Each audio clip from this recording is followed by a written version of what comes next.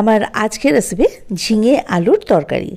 ঝিঙে তো অনেকেরই পছন্দ নয়, তো এভাবে করে আলু দিয়ে ঝিঙের তরকারি কিন্তু খেতে খুব ভালো লাগে। আর ঝিঙে পোস্ত তো সবাই খান, কিন্তু পোস্তর এখন যা দাম, পোস্ত থেকে অনেক কম দাম কিন্তু এই তরকারিটা রান্না করতে লাগে। আবার এটা খাওয়াও খুব উপকারী। তো চলুন দেখে নেওয়া যাক এটা আমি কীভাবে রান্না করছি। এর জন্য আমি ওভেনে কড়াই বসিয়ে তাতে আগে ওই 4 টেবিল স্পুন মতো সর্ষের তেল দিয়ে দিলাম। সর্ষের তেলের কাঁচা গন্ধটা যখন চলে যাবে তখন এর মধ্যে ফোড়ন দেব 2টো কাঁচা লঙ্কা আর কালো জিরে 1/2 টিস্পুন।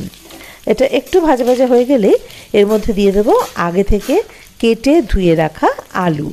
এখানে আমি 1 কেজি আলু খোসা ছাড়িয়ে ছোটো ছোটো টুকরো করে কেটে খুব ভালোভাবে ধুয়ে তারপরে দিয়েছি। হাই ফ্লেমে কিন্তু আলুটাকে একটু ভেজে নিতে হবে। তার আগে এখানে দিয়ে দেবো স্বাদ মতো নুন। আমি এখানে ওই 1 টেবিল স্পুন মতো নুন দিলাম। দিয়ে দেবো হলুদ 1 টিস্পুন। এবারে হাই ফ্লেমে ঢাকা দিয়ে দিয়ে আলুটা খুব ভালো করে ভেজে নিতে হবে। যেহেতু আলুগুলো খুব ছোটো ছোটো করে কাটা, তাই এমনিতেই ভাজতে ভাজতে কিন্তু আলুটা নরম হয়ে যাবে। আর তারপর ঢাকা দিয়ে ভাজতে হবে কি, এটা চারিদিক বেশ সমানভাবে ভাজাও হবে আর আলুটা সেদ্ধটা খুব ভালো মতো হয়ে যাবে। তো এটা ঢাকা দেওয়া থাক, ততক্ষণে আসল উপকরণটা চলুন দেখে নিই। আমি এখানে 100 গ্রাম সাদা তিল 4টে কাঁচা লঙ্কা দিয়ে মিহি করে বেটে নিয়েছি। আপনারা যে যেরকম ঝাল খান সেই অনুযায়ী লঙ্কার পরিমাণটা বাড়িয়ে বা কমিয়ে নেবেন। তো এদিকে দেখুন আলুটা কিন্তু আবার ভাজা হয়ে গেছে। এই দেখুন আমি কিন্তু এর মধ্যে মাঝে মাঝে ওই 2-1 বার ঢাকা খুলে আলুটা ভালোভাবে নেড়ে দিয়েছি, নাহলে আবার কড়াইতে লেগে যাওয়ার সম্ভাবনা। দেখুন খুব সুন্দর করে আলুটা ভাজা হয়ে গেছে, একটা হালকা গোল্ডেন কালার ধরেছে আলুর মধ্যে, আর সেদ্ধ হয়ে গেছে দেখুন ভালো করে।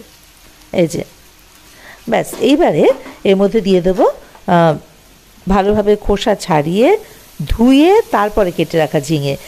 কিন্তু আমি আগে খোসা ছাড়িয়ে ধুয়ে তারপরে কেটেছি, আর ঝিঙেগুলো ওই আলুর মতো ছোটো ছোটো ডুমডুম করে কেটে নিয়েছি। তবে ঝিঙের খোসা কিন্তু পুরোটা ছাড়াইনি, জাস্ট শক্ত অংশগুলো ছাড়িয়ে নিয়েছি, নাহলে ঝিঙে একেবারে নরম হয়ে মিশে যাবে, সে আর দেখা যাবে না। তো যাই হোক, হাই ফ্লেমে এবারে কিন্তু ঝিঙেটাকে আলুর সঙ্গে একটু ভালো করে ভেজে নেব। ফ্লেমটাকে হাইতে রাখবো, কারণ যদি ফ্লেমটা কমিয়ে দিই, লোতে রাখি, তাহলে ঝিঙে থেকে এখনই জল বেরিয়ে যাবে আর ঝিঙেটাকে কিন্তু ভাজা যাবে না ভালো করে। তো ওই মিনিট 2-3 হাই ফ্লেমে ঝিঙেটাকে আলুর সঙ্গে ভালো করে ভেজে নিয়ে ওই যে বেটে রাখা সাদা তিল সেটা দিয়ে দিলাম, আর ওই জারটা ধুয়ে অল্প একটু জল এর মধ্যে দিয়ে দিলাম। জল কিন্তু বেশি একেবারেই দেওয়া যাবে না, জাস্ট তিল যেটুকু লেগেছিল জারের মধ্যে ওটা দেওয়ার জন্য অল্প একটু জল, নাহলে কিন্তু এটা একেবারে এমনিতেই ঝিঙে থেকে জল ছাড়বে একটু বাদেই। তো এটাকে আবার ওই মিনিট 2 হাই ফ্লেমেই খুব ভালো করে কষিয়ে নিতে হবে। যেহেতু আলুর মধ্যে নুন দেওয়া আছে, একটু বাদেই কিন্তু ঝিঙে থেকে জল ছাড়তে শুরু করবে। এই যে দেখুন ঝিঙে থেকে কিন্তু জল ছাড়তে শুরু করে দিয়েছে। তো এই যে এবারে ফ্লেমটাকে হাইতে করে নাড়াচাড়া করে জলটাকে আগে কমিয়ে নিতে হবে। তার আগে এখানে দিয়ে দিলাম স্বাদ মতো চিনি। আমি এখানে 2 টেবিল স্পুন মতো চিনি দিয়েছি, কারণ এটা একটু না মিষ্টি মিষ্টি ভালো লাগে খেতে। তো একটুখানি আগে ভালোভাবে নাড়াচাড়া করে চিনিটাকে মিশিয়ে দিয়ে এবারে ফ্লেমটাকে আবার কিন্তু কমিয়ে দিতে হবে। ফ্লেমটাকে কমিয়ে দিলেই দেখবেন যে আরও কিছুটা জল বেরিয়ে এসছে। বেশিক্ষণে মিনিট খানেক ফ্লেমটাকে কমিয়ে রাখলেই হবে। ঝিঙে কিন্তু ততক্ষণে নরম হয়ে যাবে। এই যে দেখুন ঝিঙেটা সেদ্ধ হয়ে গেছে। তো ফ্লেমটা কমিয়ে রেখেছিলাম বলে দেখুন আবারও কিন্তু একটু জল বেরিয়েছে। এইভাবে কমিয়ে বাড়িয়ে এই জলটাকে শুকিয়ে নিতে হবে। কিন্তু জল শুকিয়ে নিলেও অনেক সময় ঝিঙে তো ঠান্ডা হয়ে গেলে জল কাটে, তাই করব কি, যখন এরকম একটা গ্রেভি গ্রেভি ভাব থাকবে, জলটা একদম প্রায় শুকিয়ে আসবে, সেই সময় ওপর থেকে দিয়ে দেবো একটু শুকনো আটা, আর দিয়ে দেবো কাঁচা লঙ্কা। এটা ফ্লেভারটা খুব ভালো আনবে। তো শুকনো আটাটা দিলাম। তো এবারে আবার ওই মিনিট 2 হাই ফ্লেমে একটু নাড়াচাড়া করে নেব, তাহলে দেখবেন জলটা একেবারেই টেনে নেবে। এরপরে যদি এটা ঠান্ডাও হয়ে যায়, যে কোনো জলো জিনিস সেগুলো ঘন্ট করতে গেলে ঝিঙে বলুন বা লাউ, এগুলো কিন্তু পরে যখন ঠান্ডা হয়ে যায় তখন জল কাটার সম্ভাবনা থাকে। কিন্তু যেহেতু এখানে আমি শুকনো আটাটা দিয়ে দিয়েছি, তাই কিন্তু এখানে আর জল কাটবে না। তো এটাকে আবারও খুব ভালোভাবে নাড়াচাড়া করে মিশিয়ে দিয়ে ওই মিনিট খানেক বা মিনিট 2 ভালোভাবে ভাজা ভাজা করে নিতে হবে। এই যে এভাবে করে ঝিঙেটা তরকারিটা রান্না করে খেয়ে দেখবেন, এটা খেতে কিন্তু খুব ভালো লাগে। ব্যাস এটা মোটামুটি কমপ্লিট। এবারে ফ্লেমটাকে অফ করে ঢাকা দিয়ে স্ট্যান্ডিং টাইমে রেখে দেবো মিনিট 2 পর ঢাকাটা খুলে নেব। এই যে দেখুন ঝিঙের তরকারি কিন্তু একেবারে রেডি। আর এতটুকু জল কিন্তু পাশ থেকে কাটছে না।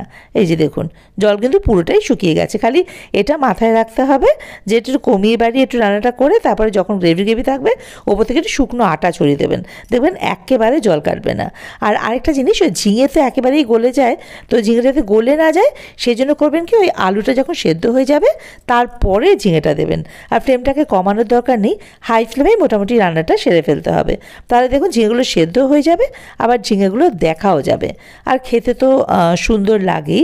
তো বাড়িতে অবশ্যই ঝিঙের এই তরকারিটা এভাবে করে রান্না করে কিন্তু খেয়ে দেখবেন। এই যে দেখুন এখন একটু ঠান্ডা হয়ে গেছে কিন্তু এতটুকুও আর জল কাটছে না, দেখেছেন তো? এরকম মাখা মাখা হবে ঝিঙে আলুর এই তরকারিটা। তো এটা আগেই বললাম খেতে খুবই ভালো লাগে। আপনারা বাড়িতে এটা রান্না করে খেয়ে দেখবেন, আর আমাকে কমেন্ট বক্সে জানাতে ভুলবেন না যে আপনাদের কেমন লাগলো এই রেসিপিটা। আমার চ্যানেলটা সাবস্ক্রাইব করে আমার পাশে থাকার অনুরোধ রইল, আর বেল আইকনটা ক্লিক করে দেবেন ফার্দার নোটিফিকেশনের জন্য।